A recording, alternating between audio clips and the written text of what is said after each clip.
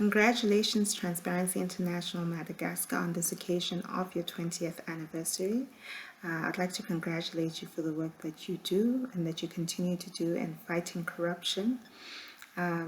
Sincere appreciations to your board who supports you in the work that you do, to Solofo, first of all, and to you, Care, as well as Frederic, and the team for the hard work that you're doing in fighting corruption.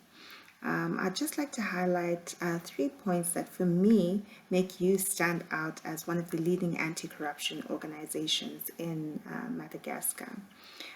Firstly, I would say the work that you do through Melina, it is extremely groundbreaking, it is cutting edge, and I'd like you to continue exposing corruption and malfeasance in the country, because I think it goes a long way in ensuring prosecutions by Bianco. I think the work that you do is really critical in enforcing the various arms of government to be able to fight corruption. Secondly, the work that you do on citizen engagement.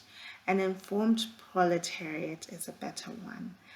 So I'd like you to continue ensuring parliamentary oversight on the one hand, and ensuring that your citizens are kept well informed of what is truly happening in Madagascar, and help them to really understand the importance of fighting corruption and the connection between corruption, service delivery, and poverty.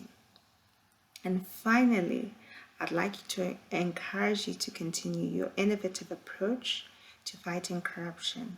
Continue to work with other civil society organizations within the country to strengthen the impact of your work and your advocacy. Congratulations once again. Have a wonderful rest of the year. Goodbye.